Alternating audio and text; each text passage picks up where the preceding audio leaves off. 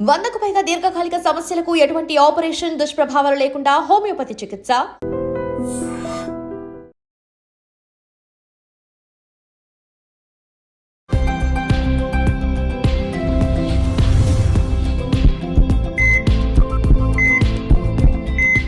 నమస్తే, welcome to healthy conversations with iDream media. నేను మీ Jhansi. So ఈ రోజు మనతో ఉన్నారు డాక్టర్ మాలిక్ సింగారాజ్ గారు, senior consultant radiation oncologist, cancer specialist కూడా. మరి ఈరోజు ఒక మంచి టాపిక్ గురించి ఇన్ఫర్మేషన్ తెలుసుకునే ప్రయత్నం చేద్దాం. Hi sir. నమస్తే సార్, ఎలా ఉన్నారు? ఫైన్ అమ్మా. సో ఎంట్రోమిక్ వ్యాక్సిన్ గురించి ఇప్పుడు చాలా ఎక్కువగా వినిపిస్తోంది. క్యాన్సర్ కోసం ఈ వ్యాక్సిన్ అనేది ఒకటి వచ్చింది అని చెప్పి, అసలు ఏంటి సార్ ఈ వ్యాక్సిన్ ఏంటి? కరోనా టైంలో మనం చూసాం సమ్ కోవాక్సిన్, కోవిషీల్డ్ అని, అలాంటిదేనా? ఇది ఎలా పనిచేస్తుంది? అవునమ్మా, లాస్ట్ ఫ్యూ డేస్ నుంచి, అంటే ఎప్పటి నుంచి అయితే రష్యన్ ప్రెసిడెంట్ అనౌన్స్ చేశారో ఈ వ్యాక్సిన్ గురించి, మొత్తం చాలా మంది దీని గురించి అడుగుతున్నారు, ఇదే మాట్లాడుతున్నారు ఎక్కువగా.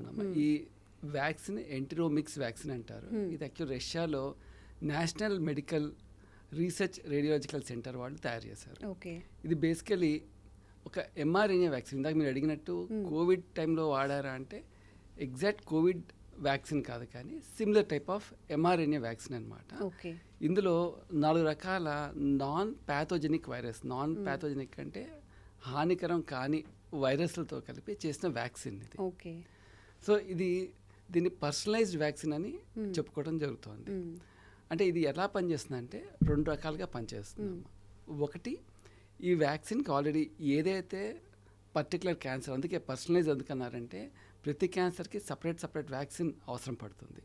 సో ఏ క్యాన్సర్ని అయితే మనం టార్గెట్ చేస్తున్నామో ఆ క్యాన్సర్ జెనెటిక్ ప్రొఫైల్ని ఆ వ్యాక్సిన్కి ఇచ్చి సెన్సిటైజ్ చేస్తారు. తర్వాత మన శరీరంలో ప్రవేశించిన తర్వాత వ్యాక్సిన్, అంటే యూజువల్గా వ్యాక్సిన్స్ మీరు చూసుంటారు, కోవిడ్ వ్యాక్సిన్స్ అనేది మనకి ఇంట్రామస్కులర్ ఇస్తారు, అలాగే చేతికి ఇచ్చే వ్యాక్సిన్ అనమాట. ఆ వ్యాక్సిన్ బాడీలో ప్రవేశించిన తర్వాత క్యాన్సర్ సెల్స్ని ఐడెంటిఫై చేసి, అంటే ఒకసారి క్యాన్సర్ సెల్స్కి ఎక్స్పోజ్ అయిన తర్వాత అది ఏం చేస్తుందంటే మన బాడీలో ఇమ్యూన్ రెస్పాన్స్ని ఎన్హాన్స్ చేస్తుంది. అంటే ఒక విధంగా చెప్పాలంటే మన బాడీలో ఉన్న రోగ నిరోధక శక్తిని పెంచుతుంది. అంటే మన బాడీలో టీ సెల్స్ అంటే రకరకాల సెల్స్ ఉంటాయి, CD4, CD8 సెల్స్ అని ఉంటాయి. అంటే మన బాడీలో ఉన్న హానికారకమైన ఇన్ఫెక్షన్స్ కానీ క్యాన్సర్స్ కానీ, అంటే మన బాడీకి డేంజరస్ సెల్స్ మీద పనిచేస్తాయి. కానీ చాలాసార్లు ఏం జరుగుతుందంటే క్యాన్సర్లో ఇవి క్యాన్సర్ సెల్స్ని గుర్తించలేకపోతూ ఉంటాయి ఒక్కసారి. సో ఈ వ్యాక్సిన్ అనేది ఆ క్యాన్సర్ని ఐడెంటిఫై చేసి మన బాడీ ఇమ్యూనిటీని యాక్టివేట్ చేసి దాన్ని టార్గెట్ చేసి మన బాడీలో సెల్స్నే వాటి మీద ప్రయోగించేలా చేస్తుంది అనమాట. ఇంకో రెండో పద్ధతి ఏంటంటే ఇందాక చెప్పాను ఆల్రెడీ 4 నాన్ ప్యాథోజెనిక్ వైరసెస్ ఉన్నాయని, డైరెక్ట్గా ఆ వైరసెస్తో ఆంకోలైసిస్ అంటారు, డైరెక్ట్గా క్యాన్సర్ సెల్స్ మీద కూడా అటాక్ ఇచ్చే అవకాశం ఉంది. అందుకే దాన్ని పర్సనలైజ్డ్ వ్యాక్సిన్ అంటే జరుగుతుంది. సార్, అసలు ఇప్పుడు క్యాన్సర్ స్టేజెస్లో ఏ స్టేజ్లో మరి ఏ వ్యాక్సిన్ వాళ్ళకి ఇవ్వడం జరుగుతుంది పేషెంట్స్కి? అంటే ఆల్రెడీ ఈ ట్రయల్లో వాళ్ళు కేవలం అడ్వాన్స్డ్ కోలోరెక్టల్ అంటే పెద్ద పేగుకు సంబంధించిన క్యాన్సర్ వాళ్ళకి మాత్రమే వాడటం జరిగింది. కానీ రాబోయే కాలంలో, అంటే ఒకవేళ ఈ ట్రయల్స్ కనుక సక్సెస్ అయ్యి ఇంకా ముందుకు వెళ్తే కనుక రాబోయే కాలంలో అన్ని స్టేజ్లు, అంటే సాధారణంగా ఒక వ్యాక్సిన్ కానీ ఒక డ్రగ్ కానీ ఫస్ట్ ట్రయల్ ఫేజ్లో ఉన్నప్పుడు సాధారణంగా అడ్వాన్స్ ఆర్ మెటాస్టాటిక్ అంటే స్టేజ్ 4 డిసీజ్ వాళ్ళతోనే స్టార్ట్ చేస్తారు. ఒకవేళ సక్సెస్ అయిన తర్వాత స్టాండర్డ్ కీమోథెరపీతో పాటు ఎడ్జువెంట్ థెరపీ అంటారు, అంటే ఆపరేషన్ తర్వాత కానీ మెయిన్ ట్రీట్మెంట్తో పాటు కీమోథెరపీతో పాటు ఇచ్చేదాన్ని ఎడ్జువెంట్ థెరపీ అంటారు. సో మెయిన్ ఎడ్జువెంట్ థెరపీతో పాటు ఇచ్చే అవకాశం ఉంది. అలాగే వేరే క్యాన్సర్స్ కూడా ఇచ్చే అవకాశం ఉంది. ప్రస్తుతం అయితే వీళ్ళు దీంతో పాటు గ్లయోబ్లాస్టోమా అంటే ఒక రకమైన బ్రెయిన్ క్యాన్సర్, అంటే ఫాస్ట్గా గ్రో అయ్యే ప్రమాదకరమైన బ్రెయిన్ క్యాన్సర్, అలాగే మెలనోమా అన్న క్యాన్సర్కి ట్రయల్స్ స్టార్ట్ అవుతున్నాయి. అవి కూడా సక్సెస్ అయితే మేబీ గోయింగ్ ఫార్వర్డ్ అన్ని క్యాన్సర్స్ కూడా వచ్చే అవకాశం ఉంది. ఇది సక్సెస్ అయితే మిగతా క్యాన్సర్స్ కూడా ట్రీట్మెంట్ స్టార్ట్ తీసుకునే అవకాశం ఉంది. ఓకే సార్, మనం ఏ వ్యాక్సిన్ గురించి మాట్లాడుకున్నా కానీ సమ్ ప్రోస్ అండ్ కాన్స్ ఉంటాయి. దీనివల్ల ఏమైనా సైడ్ ఎఫెక్ట్స్ వచ్చే అవకాశం ఉంటుందా? అంటే ఒకటమ్మా, డ్యూరింగ్ ద స్టడీ మామూలుగా ఇంజెక్షన్ సైట్లో పెయిన్, సాధారణంగా మన వ్యాక్సిన్కి వచ్చే ప్రాబ్లం ఏదైతే ఉంటుందో body pains, fever, chills, myalgia ఇట్లాంటివి తప్పించి మేజర్ సైడ్ ఎఫెక్ట్స్ లాంటివి అయితే ఏం కనపడలేదు. ఓకే. కానీ లాంగ్ టర్మ్ సైడ్ ఎఫెక్ట్స్ తెలియాలంటే ఇంకా కొంతకాలం వెయిట్ చేసి చూడాలి. ఓకే. సో ఇప్పుడు ఈ వ్యాక్సిన్ అనేది రెడీగా ఉందా పేషెంట్స్ వరకు వెళ్ళడానికి? అంటే ఇంకా ఏమన్నా పరిశోధనలు జరుగుతున్నాయా? ఇప్పుడు దీన్ని చెప్పాలంటే ఫేజ్ 1 వాళ్ళు క్లియర్గా చెప్పారు, ఫేజ్ 1లో సక్సెస్ అయింది అనేసి. సో ఇది జనాల్లో ఇంకా కంప్లీట్గా సరిగ్గా కన్వే కాలేదు. అంటే ఫేజ్ 1లో 100% సక్సెస్ అంటే ఇంకా రెడీ అయిపోయింది, అందరికీ ట్రీట్మెంట్కి ఇంకా రేపు ఎల్లుండిలో వచ్చేస్తుంది అన్న థాట్ ప్రాసెస్లో ఉన్నారు. ఏ డ్రగ్ కానీ వ్యాక్సిన్ కానీ అసలు మార్కెట్లోకి ఆర్ ఎండ్ యూజర్ దగ్గర రావాలంటే రకరకాల ఫేసెస్ ఆఫ్ ట్రయల్స్ ఉంటాయండి. ఫస్ట్ ప్రీ క్లినికల్ స్టడీ అంటే ఫస్ట్ యానిమల్ స్టడీస్ చేస్తారు, ఆ తర్వాత హ్యూమన్స్ మీద ట్రై చేస్తారు. హ్యూమన్స్ మీద చేసినప్పుడు ఫేజ్ 1 అంటే స్మాల్ కోహర్ట్, అంటే కోహర్ట్ కానీ వాలంటీర్స్ కానీ మన పేషెంట్స్ కానీ ఏదన్నా పదం వాడచ్చు.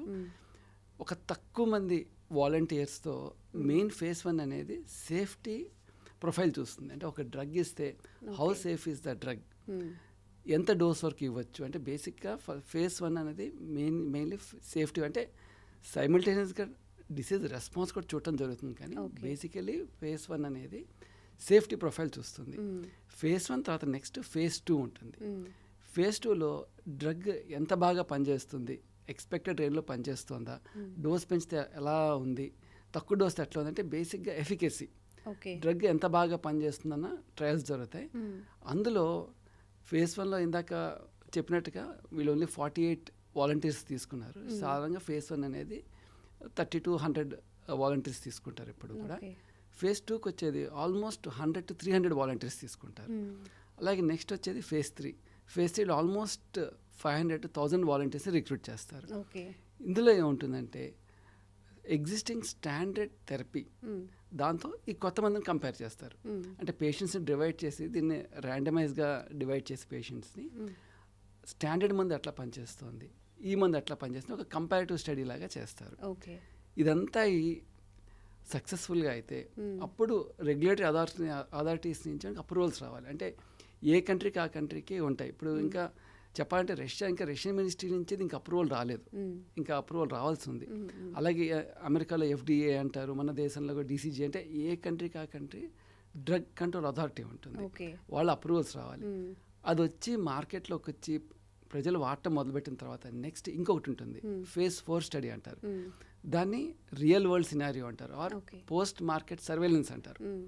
అందులో ఏమవుతుందంటే ఈ డ్రగ్ యొక్క లాంగ్ టర్మ్ సైడ్ ఎఫెక్ట్ ఎట్లా ఉంది, యాక్సెప్టెన్స్ ఎట్లా ఉంది, దీని సైడ్ ఎఫెక్ట్ ఎట్లా ఉంది అనేది కొంచెం లాంగ్ టర్మ్ స్టడీ చేస్తారు. అంటే ఇన్ని ఫేసెస్ ఉంటాయండి. సో ప్రస్తుతం జరిగింది ఓన్లీ ఫేజ్ 1 మాత్రమే. ఇంకా మార్కెట్లోకి వచ్చి మనం వాడాలంటే ఇంకా చాలా టైం పడుతుంది.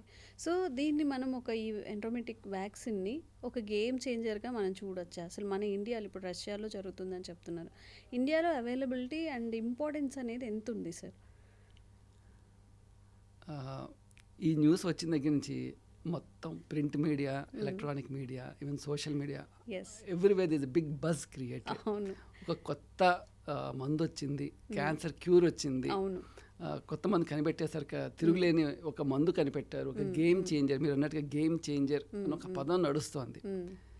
దీంతోపాటు లాస్ట్ 2 days నుంచి ఇంకొక కొత్త వాదన కూడా వినపడుతుంది. న్యూస్ ఏంటంటే ఫార్మా కంపెనీలు మూతపడిపోతాయి, ఫార్మా కంపెనీ బాసులు వణికిపోతున్నారు, వాళ్ళ షేర్స్ కొలాప్స్ అవబోతున్నాయి, ఇలాంటి వార్తలు కూడా వస్తున్నాయి.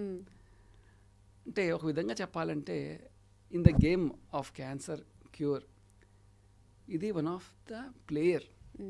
It's not, I can't call it game change. చాలా తొందరపాటు అవుతుంది, గేమ్ చేంజర్ అనుకోవటం చాలా తొందరపాటు అవుతుంది. It is one of the player. ఎందుకు అట్లా అంటున్నానంటే క్యాన్సర్ అనేది ఒక డైనమిక్ డిసీజ్.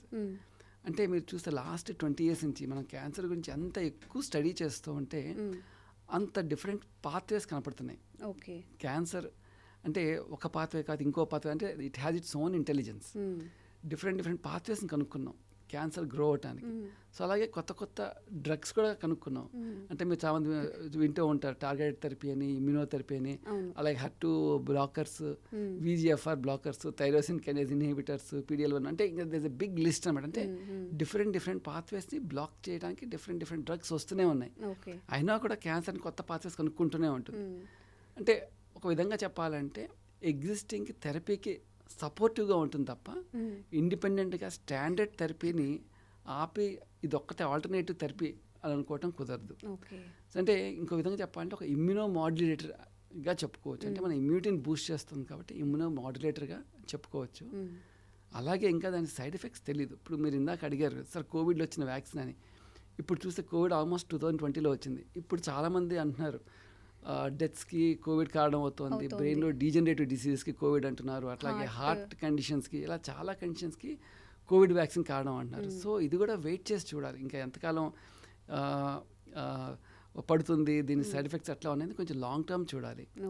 సో ఇది కాకుండా కేవలం ఒక గ్లోబల్ విషయానికి వస్తే ఇది కేవలం రష్యన్లో తయారు చేసిన వ్యాక్సిన్కి ఇమీడియట్గా మన కంట్రీలో వాడచ్చా అంటే అదొక క్వశ్చన్ మార్కే.